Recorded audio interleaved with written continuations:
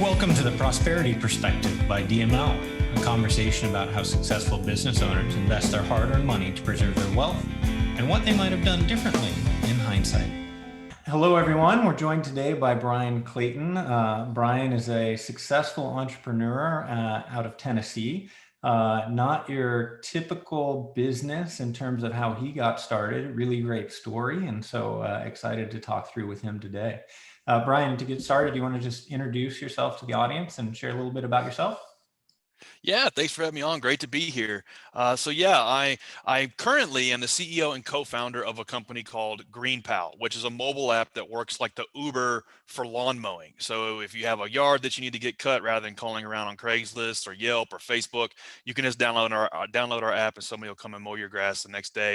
You pay them right through the app, and then you can set them up to mow for the entire season and kind of set it and forget it. Been at this business for 8 years. We're an 8-year overnight success.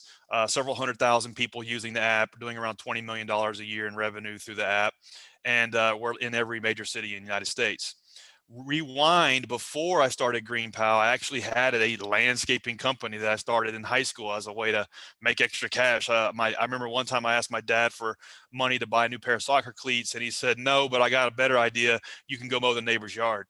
And he made me go cut the neighbor's grass. Luckily he did, because something about that stuck with me. I made 20 bucks, and then I thought, wow, I can just work as hard as I want to work and not have to ask my parents for money. This is awesome. And so I just stuck with it and kept mowing grass all through high school, all through college, put myself through school, mowing yards. And then when I graduated college, I had to make a decision.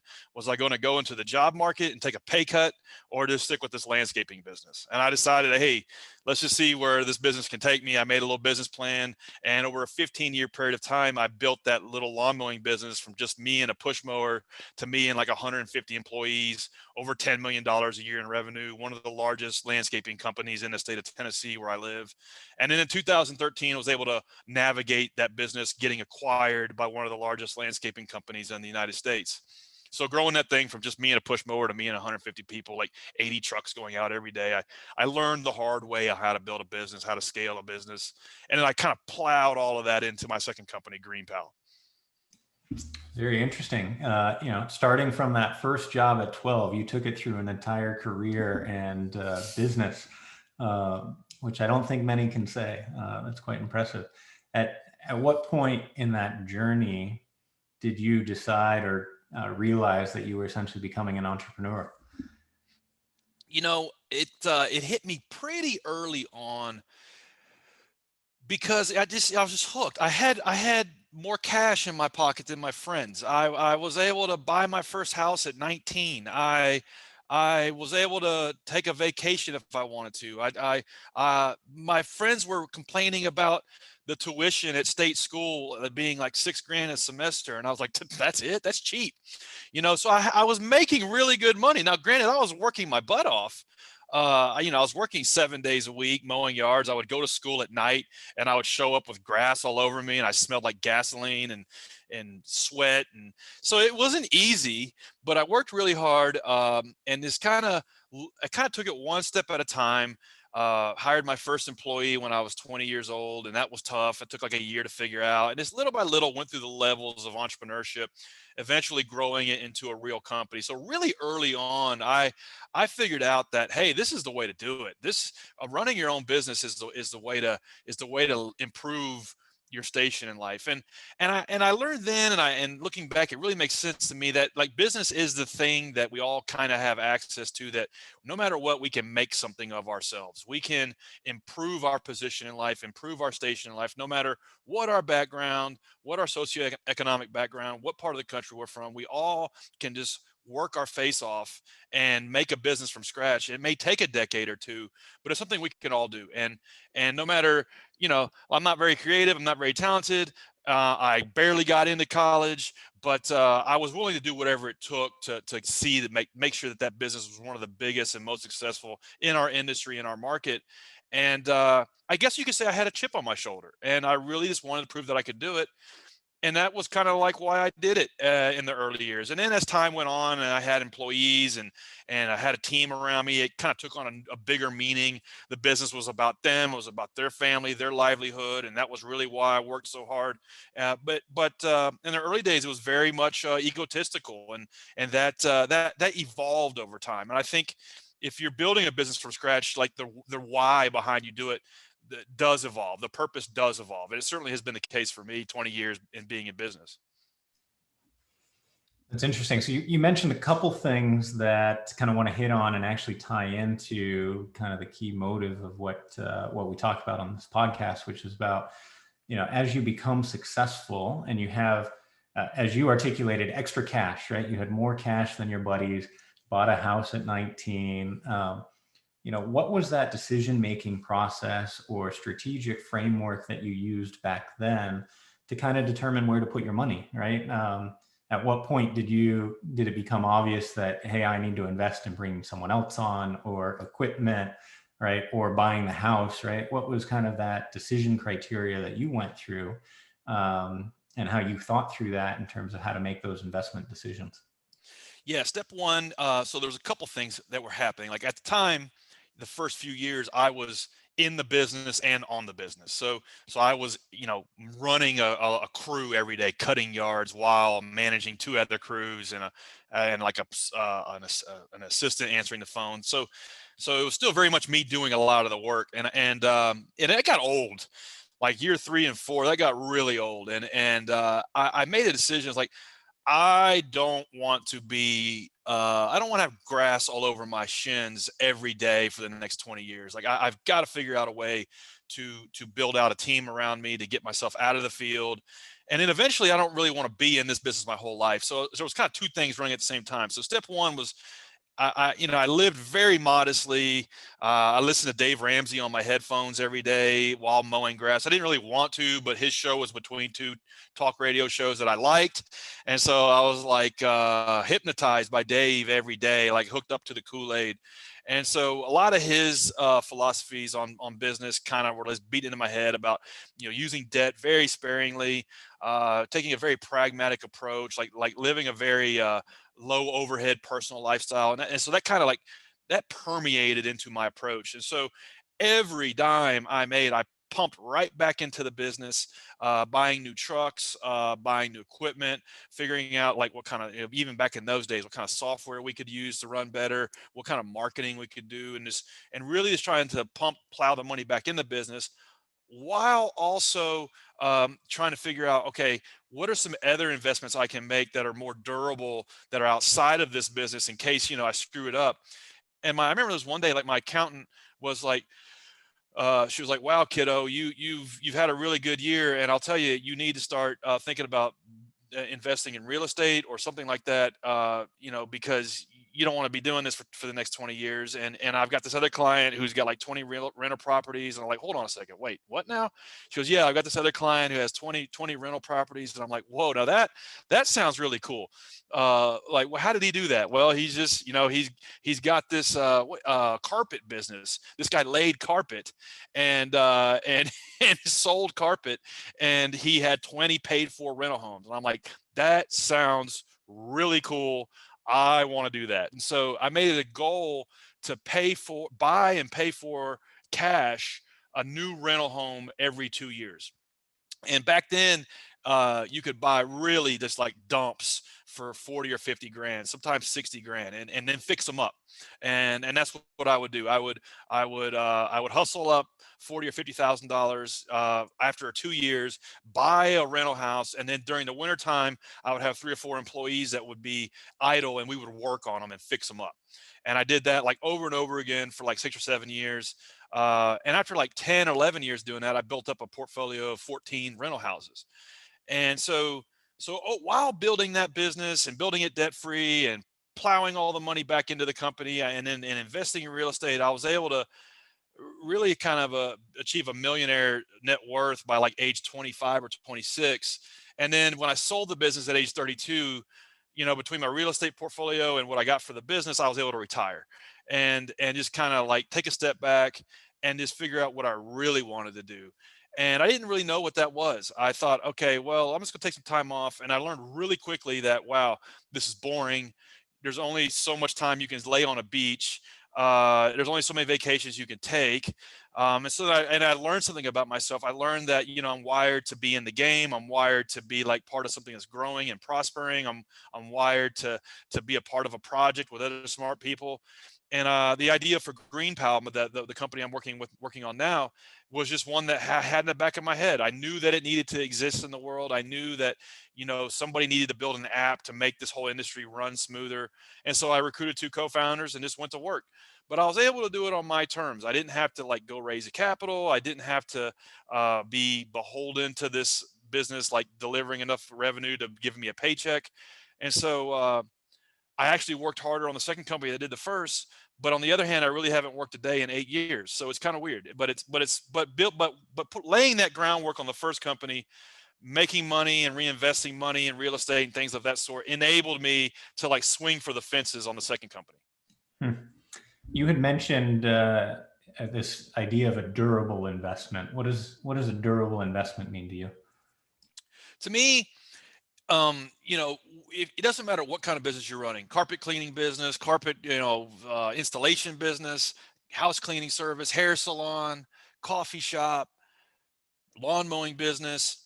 You can run those businesses. It's very much hand-to-hand combat. And yeah, you can build systems and stuff, but it's gonna require your involvement.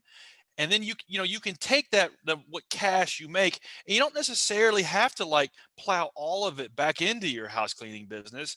You can invest in more durable sources of income. So when I say durable sources of income, I don't necessarily mean the brick wall on the outside of a house, although it is a durable asset.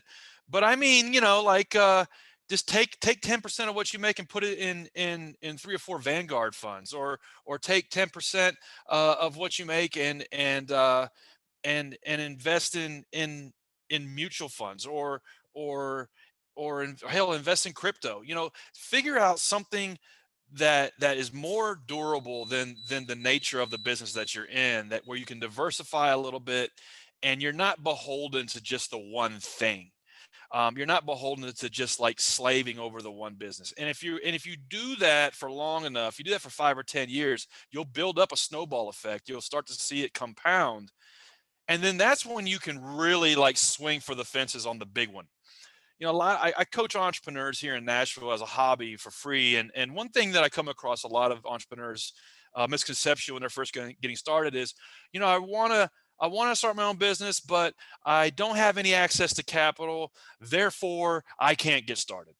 And like what I tell them is yeah, that business idea that you have for that cool food hall bowling alley thing, you might need a $5 million investment, and you're right.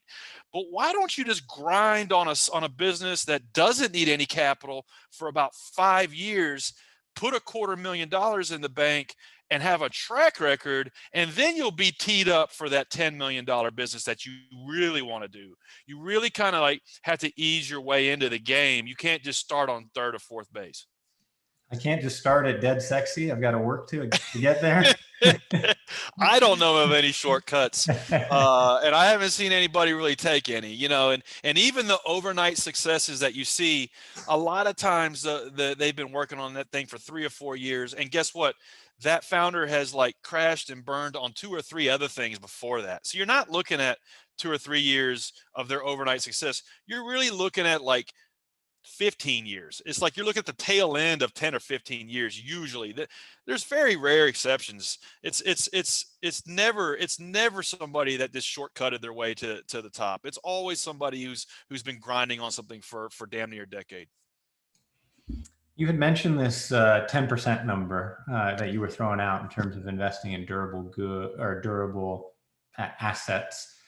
When you were buying your homes, did you have a formula in terms of how much you put towards, buying properties versus investing in your trucks and equipment, et cetera? Like, Yeah, how did you determine how to split that up? it's a really good question. In the early days, it was like hustle, hustle, hustle. Then at the end of the year, hopefully there's some left. And if there's some left, let's put it towards the rental property investment fund. And it was very much like shooting from the hip. Um, then as time went on, like year 6, 7, or 8, somebody, and I can't remember who, actually think it was a girlfriend that I had at the time, said, I know you like to read, and I just started reading. And I saw this book at the bookstore, and it was only 99 cents, and I thought you might like it. And she gave me The Richest Man in Babylon. And so I was like, okay, sounds like super religious, and I'm not really into that, but I'll still read it. It was a really short book. I read it. I'm not a super fast reader, but I read this thing in like 2 hours, and it's a really neat story, and it just kind of reads like a story. And the book, one of the main thesis of the book is like this concept of you pay yourself first. And that's what the richest man in Babylon did. Before he paid any bills, before he paid any creditors, before he paid anybody anything, he paid himself 10% first. And I was like, man, this really makes sense. I should just take whatever our billings are every month and just like scrape off 10% and throw that in a Vanguard fund. And then at the end of the year, I can like take that and put it to work. And I started doing that. And like there was, and like I treated this like a bill, and I treated it like almost like a bill that could bankrupt my business if I didn't pay it. And so I did that. And it's amazing how, like, I never even noticed it before or after. Sure, there were some months where it was a little hard, but it's amazing how it like locked everything else into place. Like all of this sloppiness where I was like literally wasting that money every month anyway, in terms of vendors we didn't need or efficiencies we didn't have or whatever. Like the exercise of paying myself first, it made my business more efficient to where therefore it could do that. And at the end of the year, there was this big pot of gold that I could then put to work in things like real estate. Interesting. So that 10% is direct correlation to that book, it sounds like. Has Direct. that Yeah. has that changed as successful exit, took some time off? We're swinging for the fences. We've got, bigger investment that's in play. Has that concept changed at all in terms of, becoming either more conservative or more aggressive, or shifting kind of where the focus of those dollars goes for you today? Yeah, I think this stuff evolves as you kind of progress through your entrepreneurial journey. Like the first business was a lifestyle business. It was like it was a cash flow business. There were some years we lost money. There were some years we made a ton of money, but it was very much a lifestyle business. And so my lifestyle kind of tracked along with how the business was doing. The second business, I haven't paid myself a paycheck in 8 years.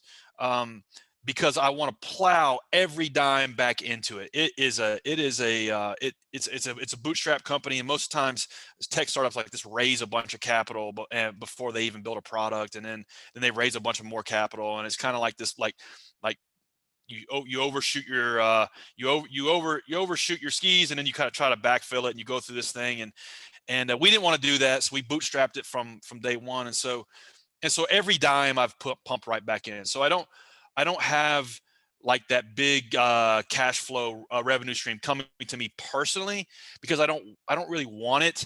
I know I can get a better ROI putting it back in the business.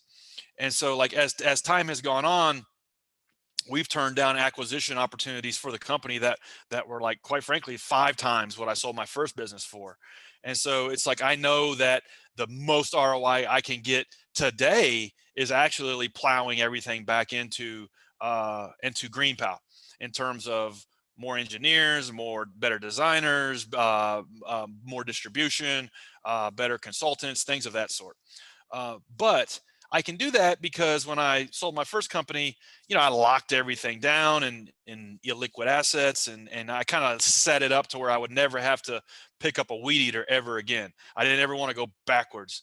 And so it's kind of different. Like now I'm not so concerned with investing another couple $100,000 this year. I'm concerned with a 9-figure exit for this company at some point.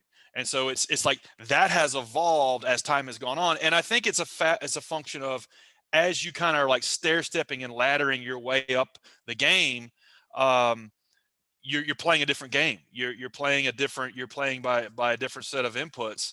And so like it, whether me and a push mower, to then later on me with 80, 90 trucks, to then selling that business. Now I'm in the tech space. It's a little different. I think that evolves and you adapt as time goes on. I'll let you expand a little bit on this because you're the expert here. But I think you mentioned the key nuance, right? And I think you're still paying yourself the 10%, but you're not paying it out of this company. You're paying it out of your other investments, right? Whether that's the real estate portfolio. I'm sure you've got other things when you talk about locking it down, That's right. right, that are creating cash flow and income streams for you. Absolutely. That you're paying your 10% there, and then this company is almost like an investment vehicle for you. That's It's not exactly like right. you're putting everything you've got into banking in this company. It's a longer term, more aggressive play that has greater returns. And because you've got everything else set up and you're paying yourself 10% out of the things you've built, you've got the capability to do that. That's exactly right. Everything that I did like in the first 15 years of entrepreneurship got locked down, and then there's a revenue stream that flows to me from those assets, without touching any principal. Those assets generate revenue and actually enough for me to live on and live very comfortably, and also reinvest into those. Then GreenPal, separate thing by itself. Still, I pay myself a salary. It just gets reinvested back into the company. So like just for bookkeeping and all the rest of it, we've got 23 employees. Everybody gets paid a salary. I just so happen to elect to pump it all back into whatever bucket I want to experiment in. Like if I want to do an extra 12 grand in TikTok ads just to see if I can get them to work, or if I want to blow 12 grand, like that's what my salary is 12 grand a month. If I want to blow 12 grand on influencer marketing for a quarter, just to see if we can get unit economics to play out. It's just a fun little thing for me, but I plow that salary back into the business because I don't really need it, and I know like every dime I take out of the coffers of GreenPal extends the runway out that much further. Like I know that we can like build the company out and get it to ubiquity in the United States faster if the more money I can pump back into it. So how do you take that concept, right, of going for a multiple, pumping more money back into the company, to a younger entrepreneur who maybe that's their first business, right? And they're working on something tech related, and they've got the same mentality as you where they want to go for the 9-figure exit, but they don't necessarily have, the safety net, right? Or the investments built up, right? Like, how do you manage that in terms of, they've got the same vision, the same drive that you do, with no safety net? Like, Yeah. what are the trade-offs there, right? Well, everybody that's playing in the tech game, you kind of need to know that your chances of success, it can be like a 1 in 10 or a 1 in 100. Like look at Y Combinator. Y Combinator is the premier accelerator of these companies. They have been behind the names of like Instacart, DoorDash, Stripe, Airbnb, Reddit. Like that's just like 10 of probably 50 names. And these are 50 household names, and this company has been like behind all of them. But what you don't realize is there's also 3,990 other companies that you've never heard of that all went to zero. And everyone and all 3,950 of those names, there's a sad story with every one of them. There was a founder that really thought they were gonna get an 8-figure or a 9-figure or a 10-figure exit and was really swinging for the fences, but they ended up burning up 5, 6, 7 years of their life and crashing all this capital into the ground, and now they're working for somebody. So like my belief is like get on first base, get middle class wealthy to where you can live a healthy lifestyle, without having to like be beholden to one given revenue stream, and without having to actually work a job. Like lock that down first. Take 5 or 10 years, do that, and then swing for the fences, then go for the big outcome. That's what I've done with my journey. Now, granted, it's taken me 20 years. Um, but for me, that's the most pragmatic, most likely chance of success. Whereas if you just try to go for the grand slam, you're at your first at bat, sometimes it works out, but most of the time it doesn't. I appreciate that insight. I think it's, obviously as our listeners, most of them have their own companies as well and trying to make these decisions, right? It's good for them to understand some of that nuance. I tend to be in the camp that you are as well, kind of live modestly, get to the point where, you can support yourself and then start tucking things away, right? Plan for the future and Exactly. kind of build a nest egg, and then you can take a little bit more risk over here, right? Accordingly. The best book anybody can read about how to get themselves thinking this way is Warren Buffett's biography, The Snowball Effect. And like that book, like Warren Buffett, like one thing he said in that book was, I don't look at $100 like $100. I look at $100 like it's $1,000 because that's what it will become.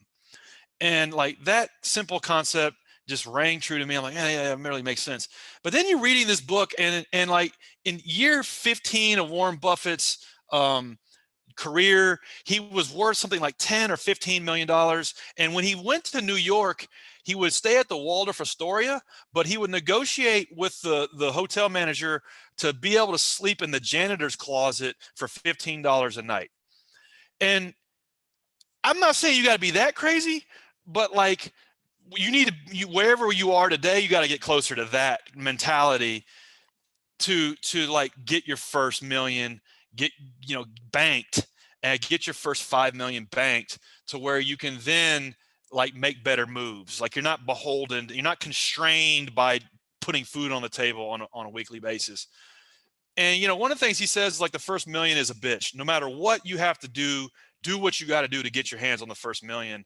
And it's like sleeping in the janitor's closet. Now, I'm not going to sleep in the janitor's closet, but like if Warren Buffett is like Christ-like in his decisioning, and like he's just perfect, like, and we all like aspire to be that, try to get closer to that, like, because to me, that's how you go from 0 to 1. Great. You've got a lot of different things going on, right? Particularly with the new venture. What's the most exciting thing in your world right now that kind of takes all your time and your focus? I once saw like on Instagram, there's this success channel I follow, and they always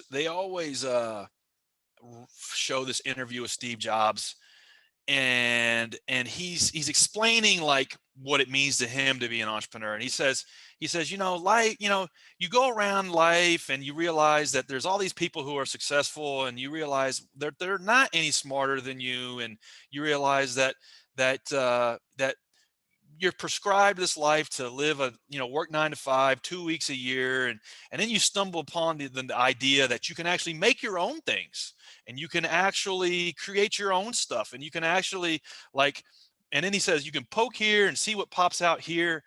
And once you see that, you'll never look at life again the same. Like once you see that you can poke back at life and you can create your own things, and then something else will happen and people will actually use your products, you'll never see things the same. And that, like, before I started GreenPal, like, was powerful to me. And now 8-10 years later, 300,000 people using this app that I've had a part of building, it means even more to me. Like, that is what gets me out of bed. That is what gives purpose to my life. We have business owners that use our product to grow their business, and that's important to me. We have stories of landscape contractors making material income like they never have before because of the platform that we've built. So that's a lot of fun for me. And like being able, like Steve Jobs says, poke life and like make your own thing, make your own service or your own product and see what happens, like, is one of the most powerful things. And as the American dream is live and well. I'm living proof of it. I'm a D minus C student who was able to like hustle his way to an 8-figure net worth. And like that to me is what's fun. That to me, like being able to build something from scratch and see what happens is why I do what I do. That's very cool.